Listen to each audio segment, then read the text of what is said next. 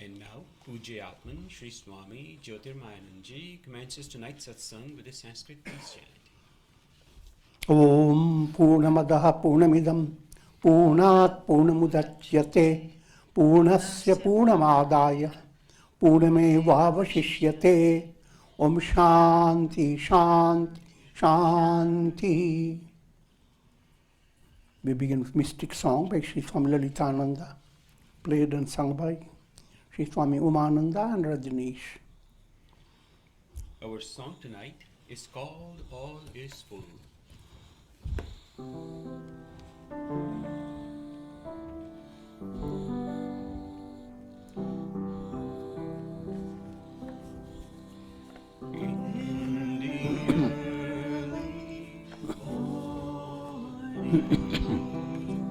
I hear the temple bells playing across the Ganges river, and the thoughts of music from my drift like white mist over the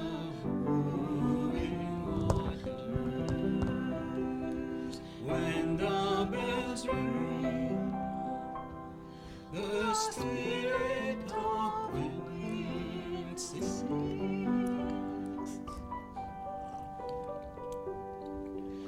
All is full, from full comes full.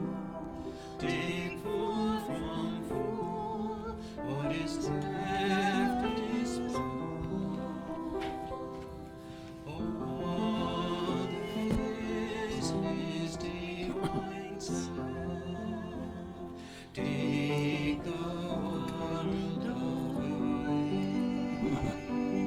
What is left is Brahman.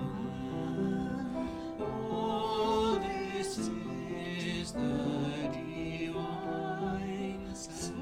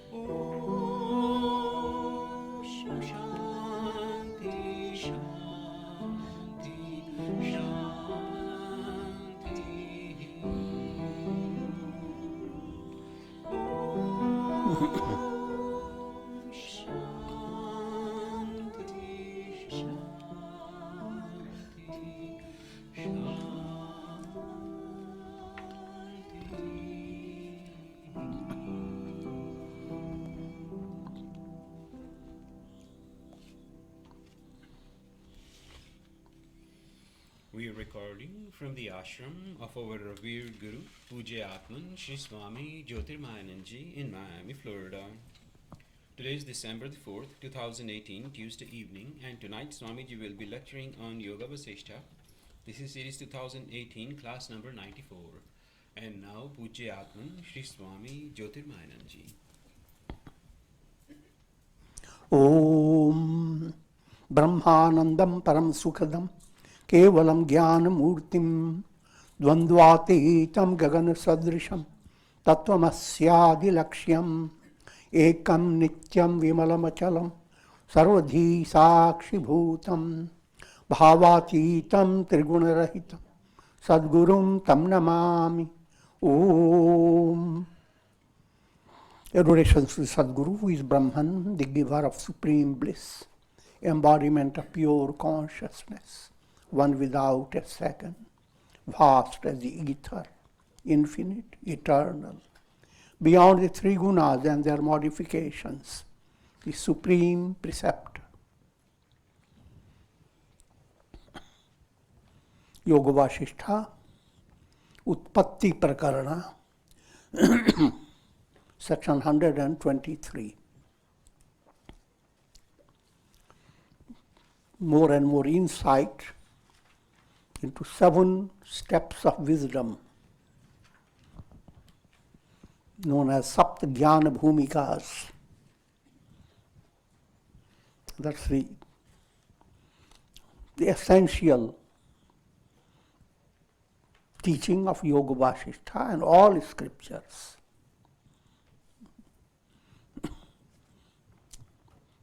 The secret of your whole year is 7 days.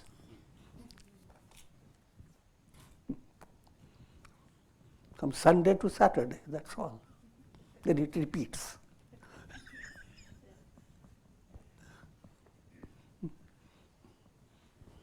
And your goal is to attain liberation in 7 days.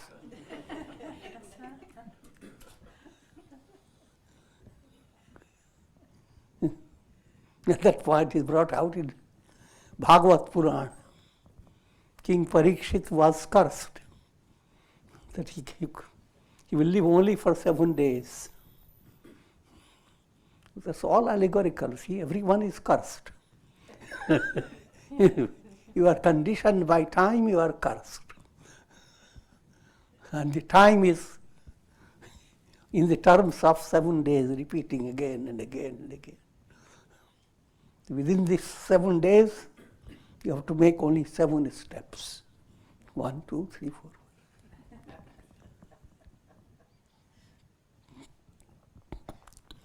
Okay.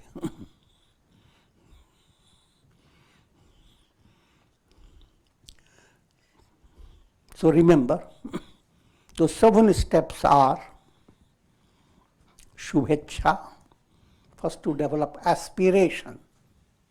Don't live in a world of perspiration. Just suffering from misery, then getting out of it, then again getting into the same. Dumping back and forth. No, try to understand. This is the world is not going to change. Even if you are allowed to live for hundreds of years, you will find yourself empty. More shocked when you look at your body after 100 years. 150, can't even walk, you will become weak. I'm joking, but not yet joking. The reality of life. So aspiration. Turn your attention to the great privilege, the resources you have. Do not be miserly. Miserly means miserly people. They have lot of money buried, but they don't give attention to the money they have. They want to protect it. What you have already, don't want to spend it. That's called miserly way. You don't go after your resources. You turn to the world to help you. That miserly concept of yourself should not be there. When that has happened, then Shubhecha has started. The aspiration. We're living with a purpose. In this purposeful movement, you have already given you, reiterate certain things which are called Gada Parinyaya, you hear again and again. You focus your attention on developing 4 qualifications. Vairagya, go on hammering over the mind, the transient nature of the world. And opening a window to let you see a higher goal, a goal where you will be free, you will become whole. Goal is to become whole, poured up.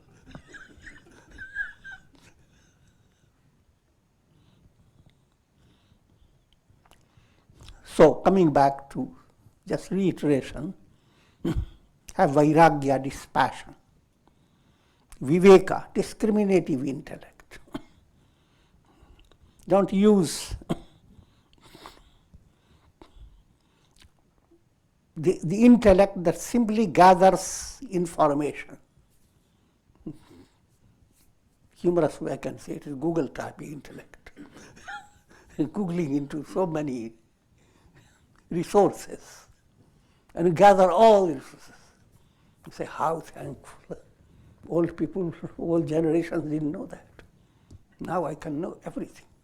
I look at a star and I know how distant it is from this earth. I'm joking, but not yet joking.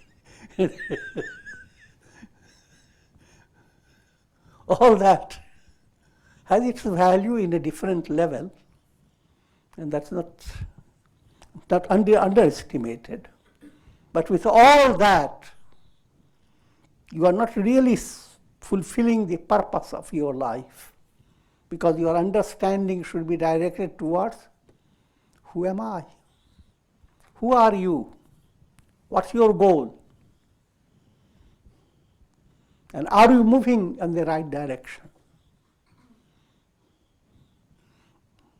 And if you do, life becomes more and more delicious, more delightful.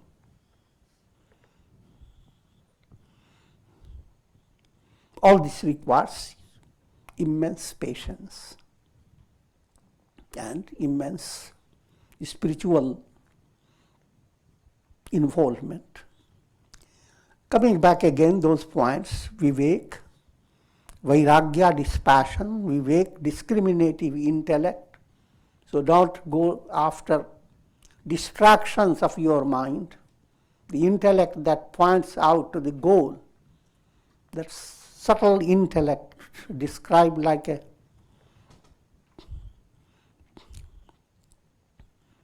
tikshna buddhi, intellect described like a razor, chops the layers of illusions. That type of intellect called viveka buddhi, which ultimately becomes intuitional intellect, that allows you to realize who am I. You are no longer conceptualizing it, you are realizing it.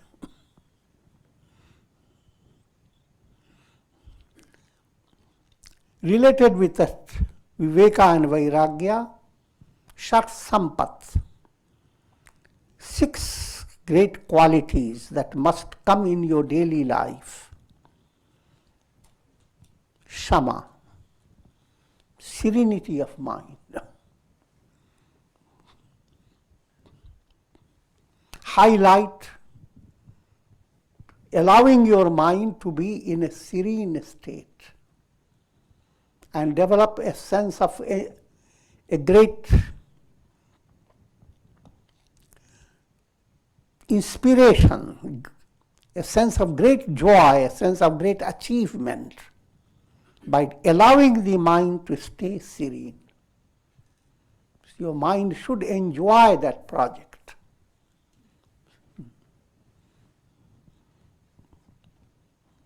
If your mind is a bee, serenity is the honey. That again requires a lot of sustained teaching, and you allow your life to flow towards it. It is not hearing the news of what you are going to get, or remembering things that you have that make your intellect inflated, things you have done. That way your mind is developing addiction to stay without serenity.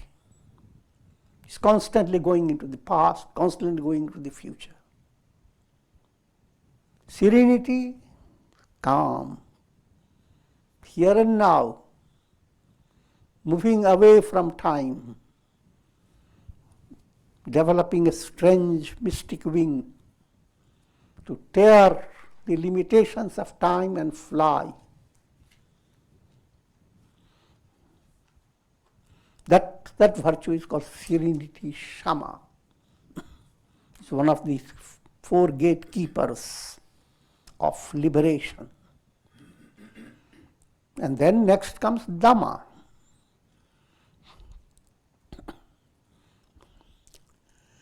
Dhamma implies controlling your mind and senses.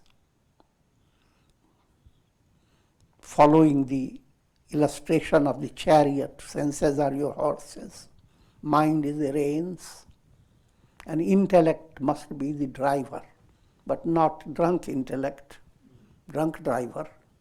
It should be pure, purified intellect. So that practice must go on. That's called Dhamma.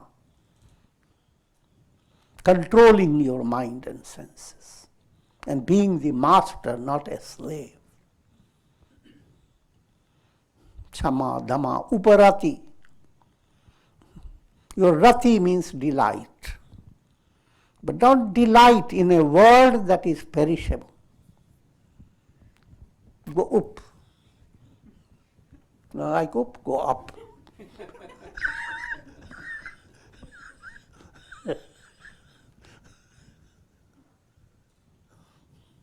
That up movement means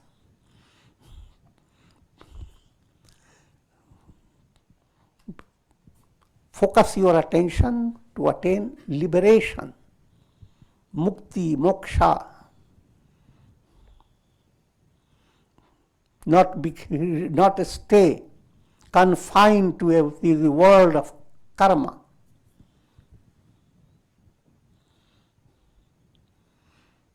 And in order to gain or develop these qualities, along with it, one of the most practical quality is endurance. Be patient. If adversity is there, endure it.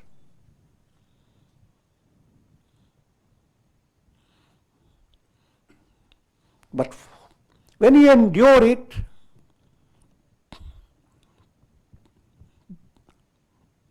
along with your focus on developing other virtues, that endurance gives you immense reward.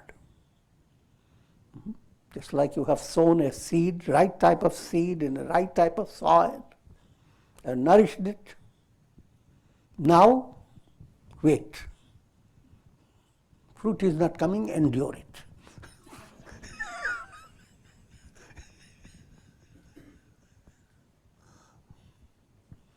Don't develop. The result has to be immediate. So that type of mature wisdom has to enter.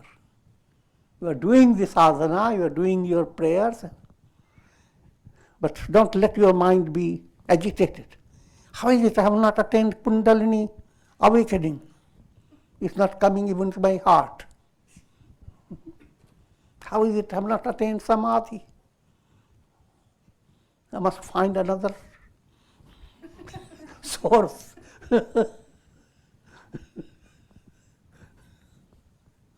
Go into Google, find so many sources of spiritual teaching. Run from one to another. All that is a big distraction. Titiksha. Endurance with patience, and not with a negative mind, but a positive mind backed up by faith. So it's not positive in imagination. You know it is going to be. Yato dharmas tato jaya. Victory is not a sense of doubt. Liberation is not a sense of doubt. It's your reality. Soul in you is never in bondage. The reality must outshine all illusions and break them. So, waiting for that is a kind of a joyous quality.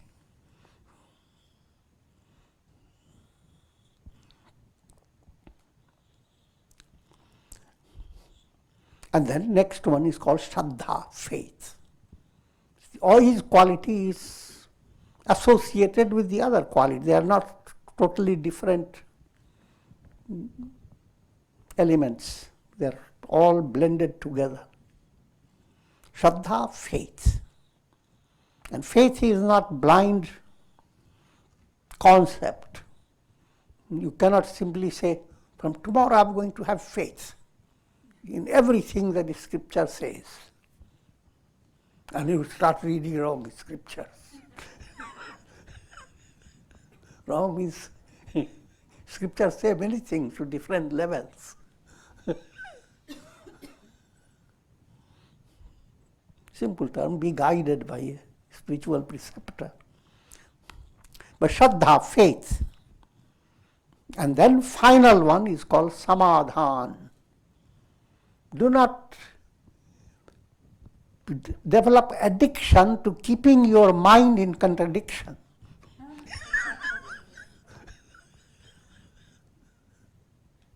Must realize it's a strange situation. People talk about addictions of different types, but this is a very serious addiction. Things are going fine, but then what happens? People become bored. No news. TV is there, but don't hear the breaking of the news. I'm joking. And even then, if news is only of peace and harmony, mind doesn't like it. Bring me some delicious news.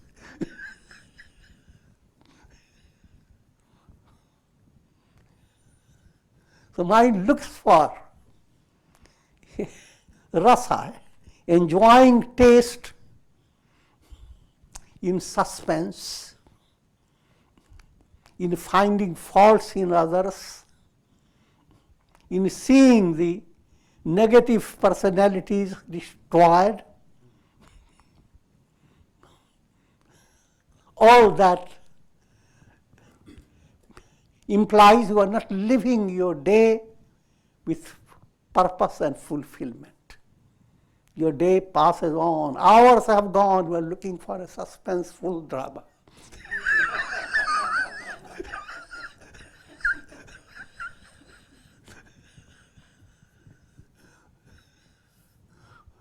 But that's not the only point. Broader point of view, if mind becomes addicted to that type, then open your door early in the morning and you see clouds. Now you start filling your mind with, it's going to be a very bad day.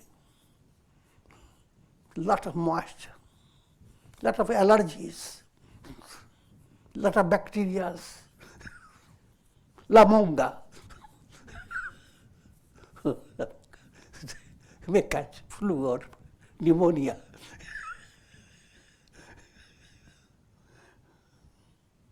So no matter how the day is, breeze is blowing, you have your commentary over it. Sun shines, it's too much. So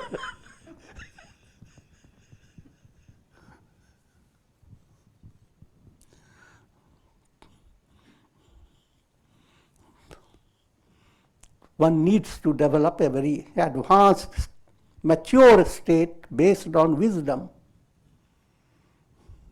That every situation that has come, by reacting to it, you can't really handle the situation.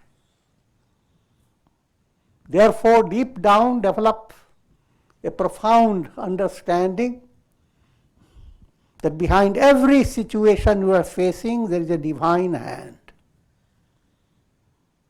It gives you a challenge to grow.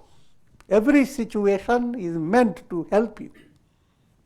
Adversity, think of All sages and saints and great personalities, where will they be if there were no adversities? In other words, I will not detail that. It's easy to understand.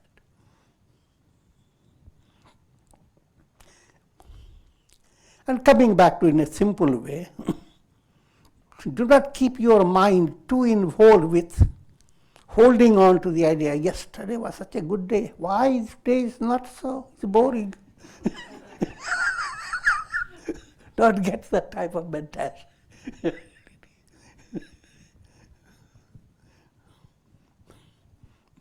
But turn in a mature way that and see what your resources are. How can you handle your life day by day with a positive mind? And that will become possible when your mind is not addicted to contradiction. That addiction has to be broken. There is no contradiction. No matter what adversity. It is not a terrifying act of God. God is all kind and compassionate. Behind all situations that present to you, the deepest purpose is to let your soul evolve and attain enlightenment. So try to develop that deeper vision behind life. If you have attained that, mind has samadhan. That's described in the Ramayana, Rama's virtue. Prasannatam yanagata abhishekata tatha namamle banavasa dukkhata. Rama's face remained serene when he was told he was going to be the heir apparent to the throne. And all people rejoice, he is becoming the king. And the same serenity continued when he heard that he has been banished for 14 years. He cannot even wear the royal dresses.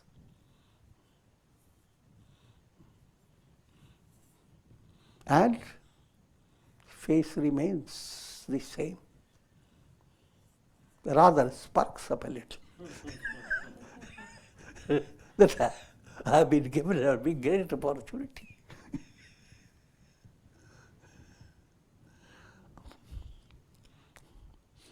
So all these six together comes in one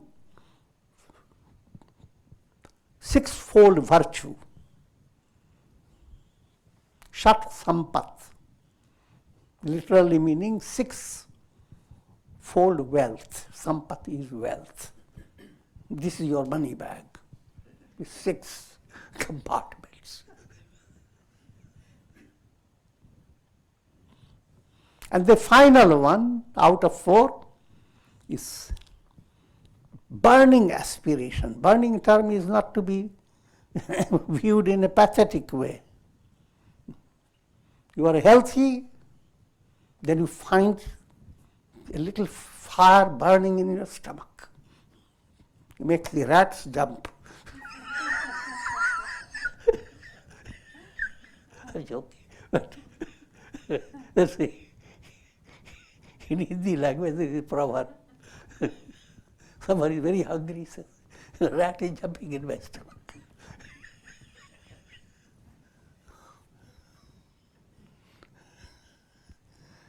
So that eager feeling that how happy will I be if I assimilate spiritual food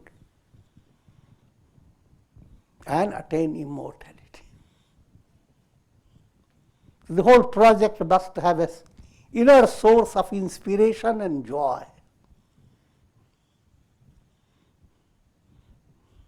If you have developing these qualities, again, understand, if you have developed them to the perfection, forget about all the 8 steps, 7 steps. You have attained liberation. So in the very beginning, perfection is not expected. But to develop your interest in developing these.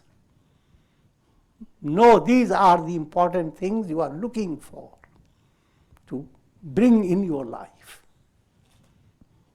As you go on developing even a little degrees of these qualities, second level comes vicharana.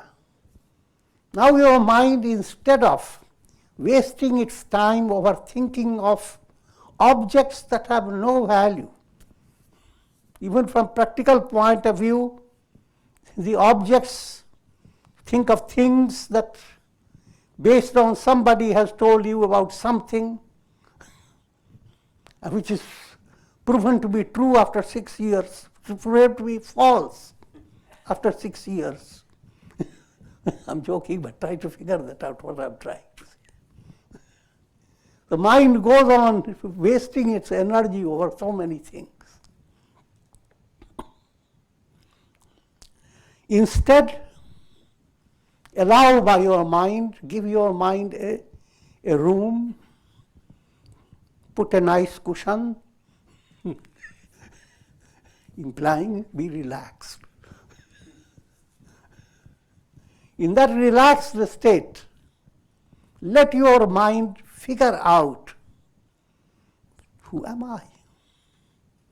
In a very profound way, because ultimately, who am I and its profound reality is that is what counts.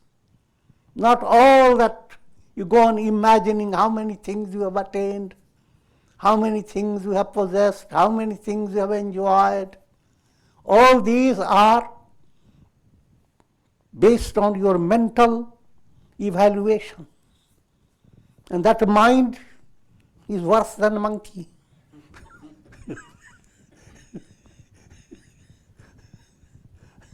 That mind is on a shaky ground. All its concepts are not realities. So I'm just giving you so many subtle points. So vicharana is that level to figure out, not with imagination, but with clear insight. Who am I? What's the purpose behind the world? What's this world?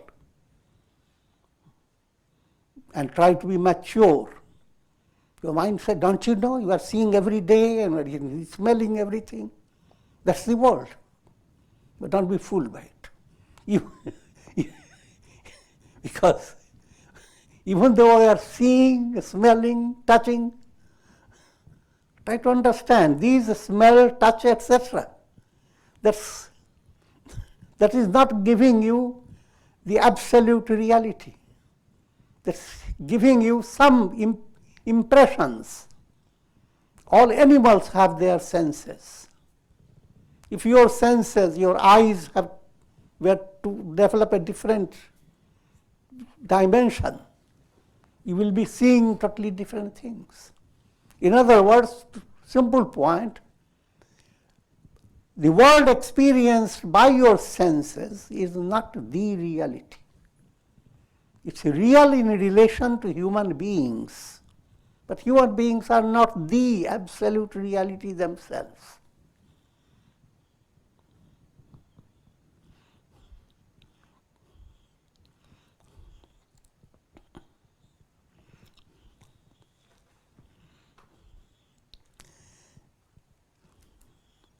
Now, in order to promote this vicharana level, the reflection process come into sadhana, shravana, listening. That's what you are doing now. Then, having listened, manana, try to assimilate, figure it out. What have you listened to?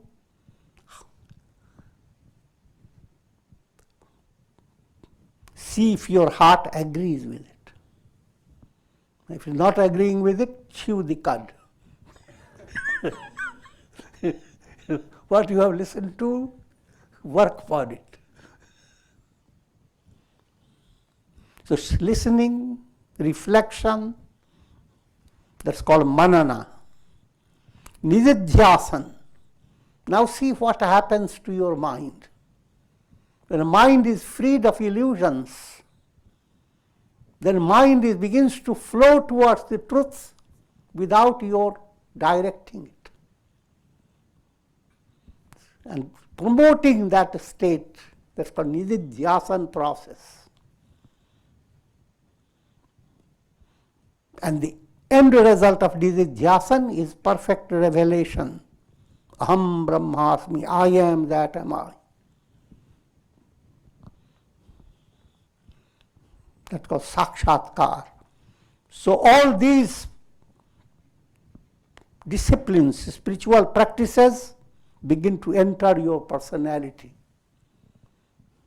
As they enter, as I have already told you, you do not become complete, perfect. They enter, and your spiritual movement rises to higher level. So after vicharana, you are coming to tanu manasi level. Mind has been a big burden. Human head is very small, what is it? Mind creates tons of load. Simple proof, when you have a lot of anxiety, we are like that.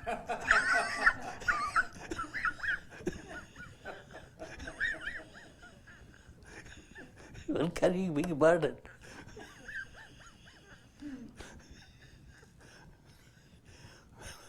Tanu manasi, the burden begins to dissolve.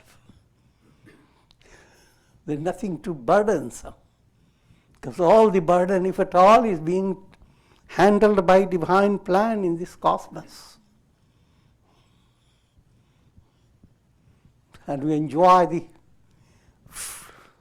great sense of relaxed freedom.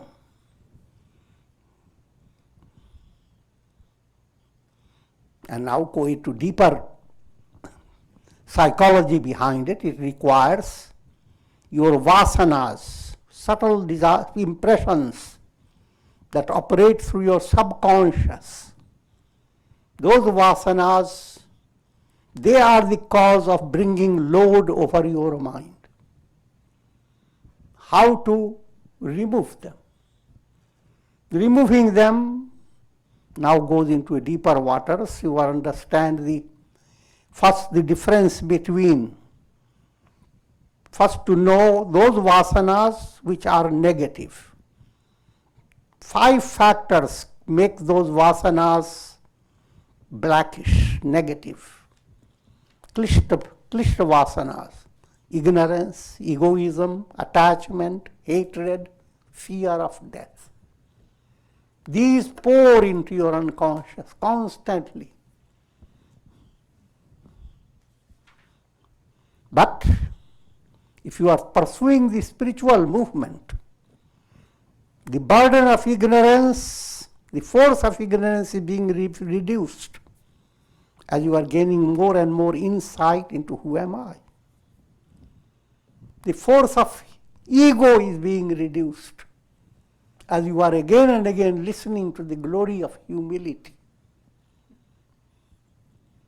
The force of raga, attachment, is reduced when you begin to understand the importance of vairagya. Why attach to perishable things, attach to God?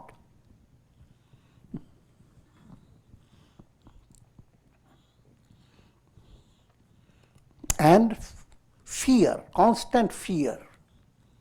Fear of death is the central core of all fears. But any type of fear has a very damaging effect over your mind. So, as you pursue your spiritual sadhana, these begin to diminish.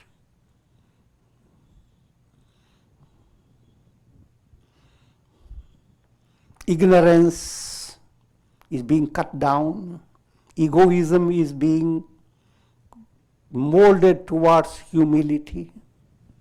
Raga, attachment, is being shifted to attachment to God.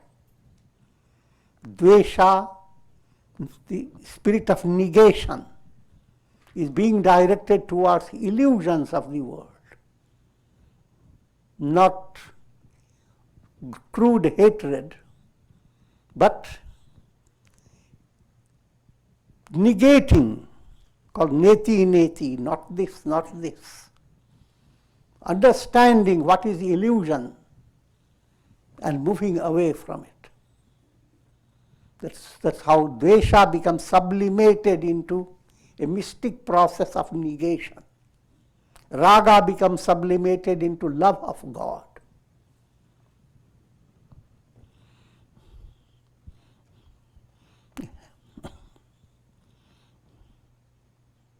And fear becomes sublimated into absolute communion with God,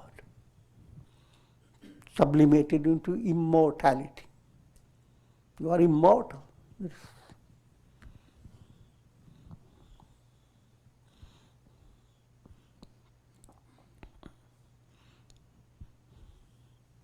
So that's about the Tanu Manasi level, how when these negative impressions diminish and the positive begin to develop.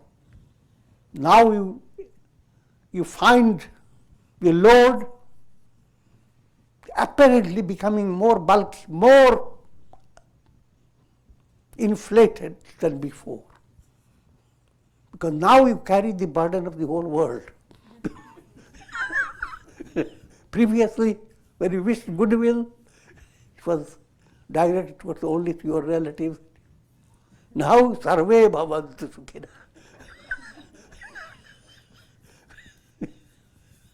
Previously, I am the body. Now, ahame vedam sarvam, I am everywhere. But this type of inflated balloon is a magic. It doesn't carry any weight. Rather allows you to have a fervor, a joyous head.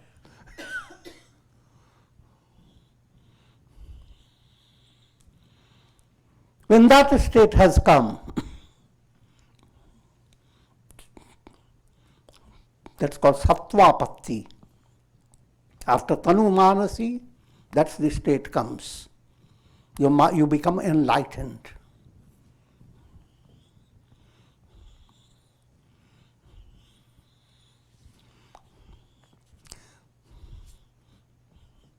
That, surprisingly, I have been reiterating so far.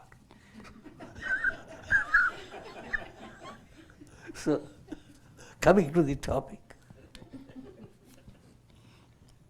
When the vasanas are thinned out, the vision of a yogi becomes internalized. See, after Tanu Manasi, you are going into the sattvapatti, the fourth. That's the state that gives you enlightenment. You become a jivan mukta the moment you have come to the fourth step. Any other step is just a natural process that automatically happens.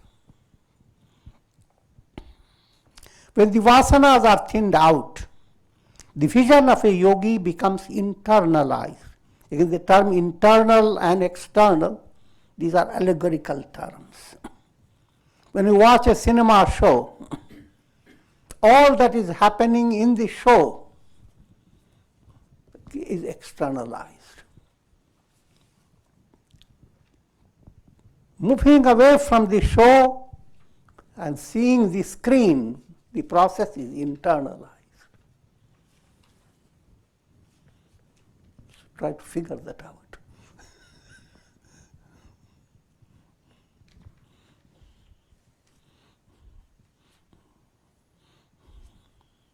And more scriptural terminology is what we have been talking about, bhava pratyaya.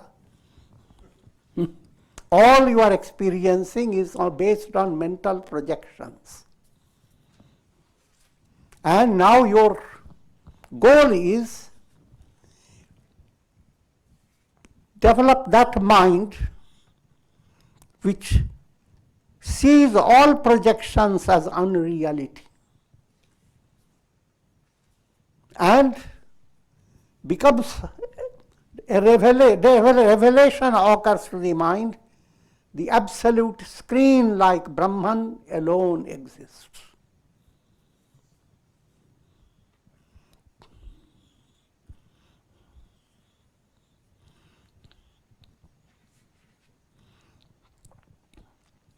So the terminology is the presence of projection called bhava pratyaya. That's what every human being in a state of ignorance is confined to. Confined to your mental projection. Next stage, withdrawal of the projection. Once the projection is withdrawn, that pratyaya bhava. Pratyaya is projection, abhava, negation. Once that is happening, that's called internal movement. Nirodha. And that's a very big riddle for the aspirant to understand. Therefore, state of liberation is nowhere in the world of projection.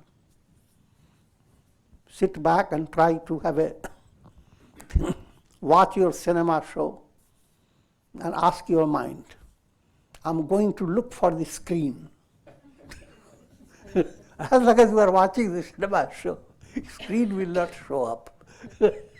If it shows up, it is a false screen.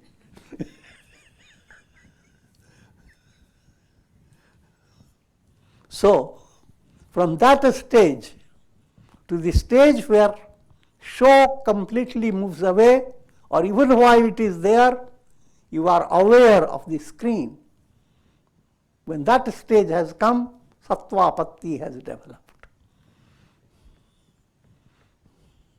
Experience deep awareness in yourself is not a mental aspect. It's the reality. Therefore, when a person goes to sleep, mind moves away to a great degree, and you don't miss anything. Follow the same rationality. If mind completely is blown away, and rather instinctively people highlight the point whenever anything is very joyous, mind has blown away. It blew away by mind. Instinctively everybody wants this mind to be blown away.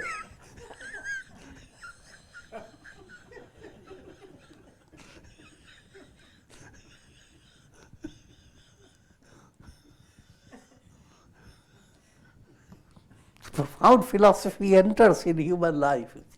That's a divine trick.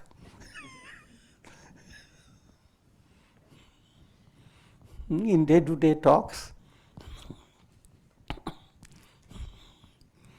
people, whenever there is some serious matter that creates a stress, a simple solution comes, you say, for friendly term, you say, doesn't matter. And if there is more stress, never mind.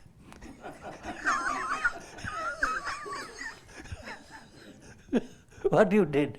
You spoke highest Vedanta. Matter doesn't matter. Matter doesn't exist. Nor does the mind. The mind and matter don't exist. All problems resolved.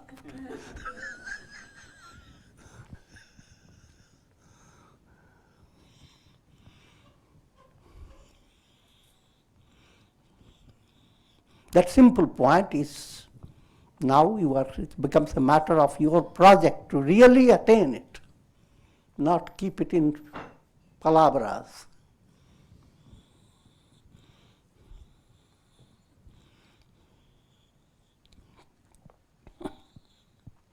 The state of Tanu Manasi matures into the state of Sattvapatti. Sattva refers to absolute purity. Apatti, the purity invades your mind. Think of cloud. Mind is like a cloud. It is obstructing the sun, as well as it is refracting the sunlight. So all human experiences are like living in a refracted light of the sun. The cloud is not allowing you to see the sun as it is. But Sattvapatti comes, the cloud is invaded by the rays of light in such a way that it is not refracting the sun, but glorifying the sun. Once that state has come, you are free from bondage.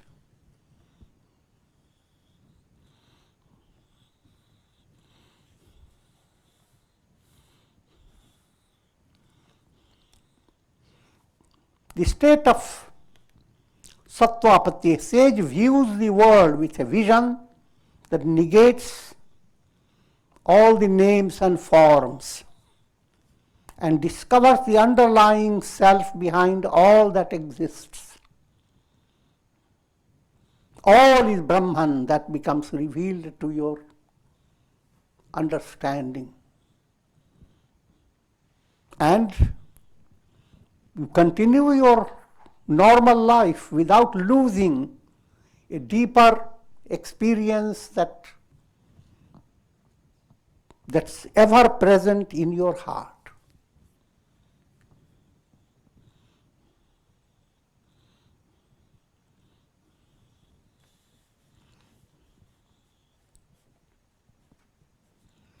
Now this state leads the enlightened soul to go into 3 more states, but they occur automatically. No effort is needed for that. And they are only details to understand from theoretical point of view. Your goal is only Sattvapatti. Everything else is just information, what happens. Now, in that level, in that way,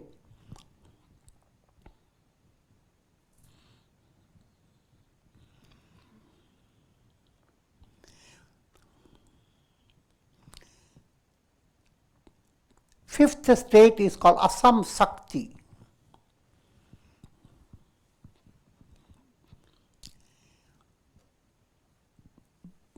As you have come to realize that the world and all that happens in the world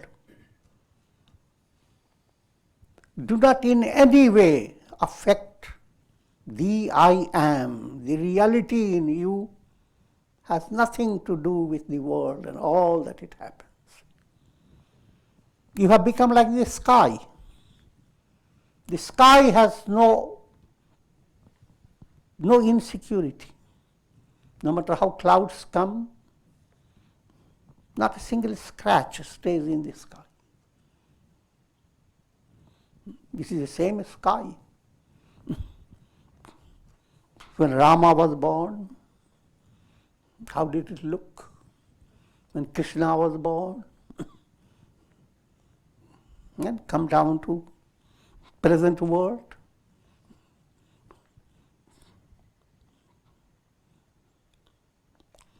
In the storyline, people describe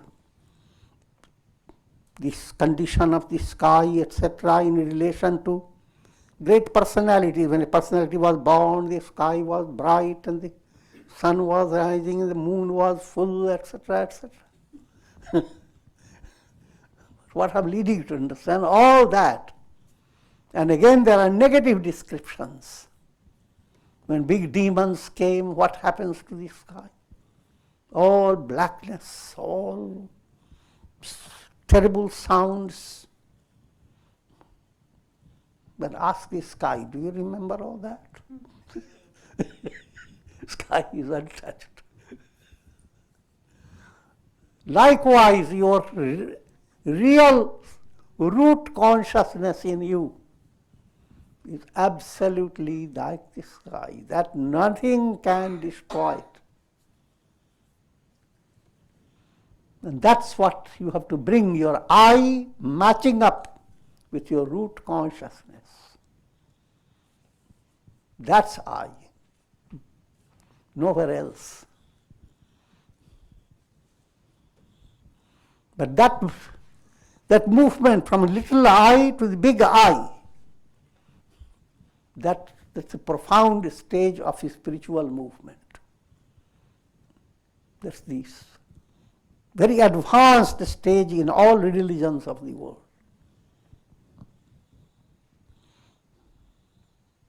So when you are moving toward the sky-like state, then called Asam Sakti, no matter how things happen, you will face them. Adversity you will face. But if allergies have started, you will sneeze. I'm joking, but facing the world means all challenges come in life. Outwardly, you will not find anything different. That's again a subtle point. People read in scripture, liberation is a great thing. They go to sages and they start seeing him sneezing, etc. They have to develop the idea. It's not a great thing. I didn't see him flying or putting his hand and suddenly creating flowers. I didn't see anything like that. And he says he's a Brahman.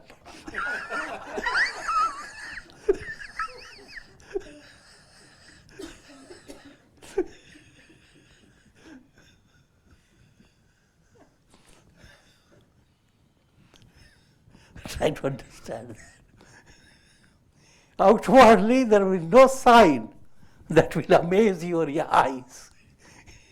Inner understanding is something totally different.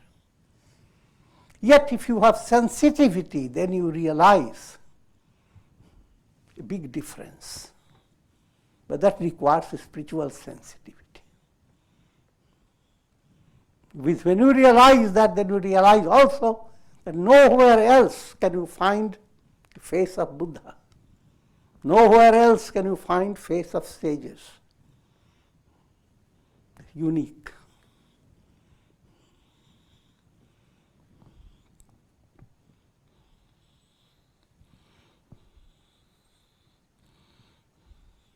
So that's what fifth state, which is Asam Sakti. Inwardly, outwardly a sage is busy, involved, but internally, absolute calm.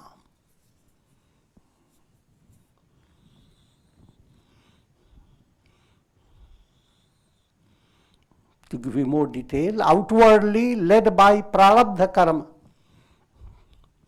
In the state of enlightenment, all karmas are destroyed, but the karmic bunch that has given rise to your present personality, that has to wear out. So until it completely wears out, you hold on to your personality. That's called prarabdha. That prarabdha goes on operating no matter whichever way it operates. Internally, a sage is beyond it. Externally, prarabdha operates in three ways: swecha, things that are agreeable. That's the way things happen. Swecha.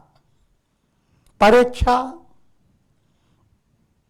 sage in his own mind has not gotten any project, but his disciples have got a lot of project for him.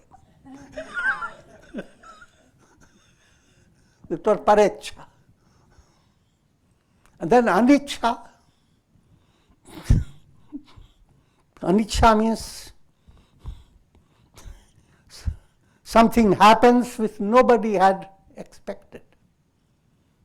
Christ was crucified. Mahatma Gandhi was shot dead. Many things can happen. You ask him, did you like it?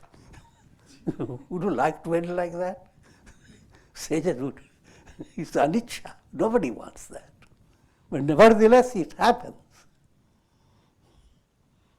But to the realized state of consciousness, all this is external.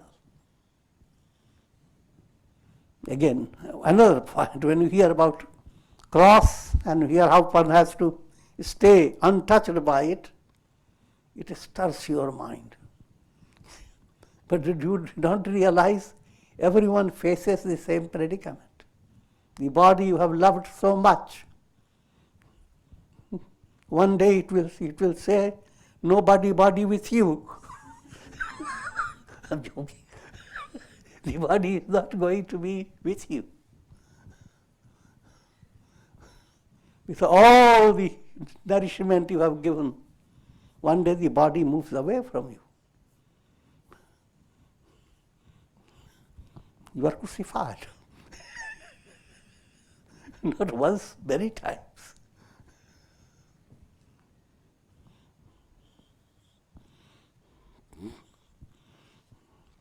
If you have attained enlightenment, you face your body, face your life, face all challenges, but completely, just like sun continues to shine, but the reflected suns go through all types of turmoils.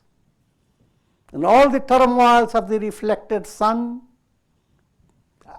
appear like turmoils, but the reflected sun that knows I am the sun, he also sees all the turmoil, but he is not affected.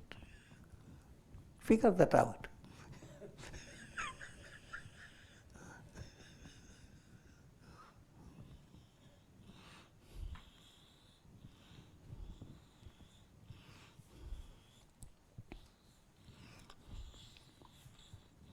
And this stage matures into padartha bhavana. Padartha bhavana means as if you are in deep sleep.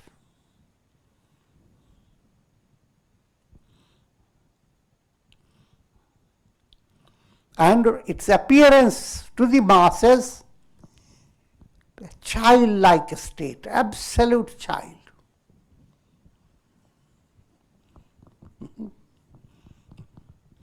The child doesn't know anything. You never call a child a wild child. It's a very joyous state. Childlike state again, not to be interpreted literally.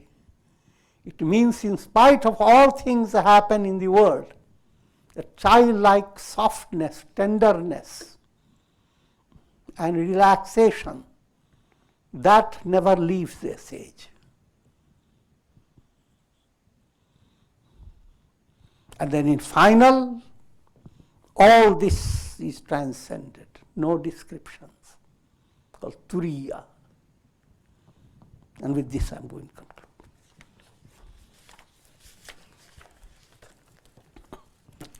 Om Purnamadaha Purnamidam Purnat Purnamudachyate Purnasya Purnamadaya Purnameva Vashishyate Om Shanti Shanti Shanti Hari Om.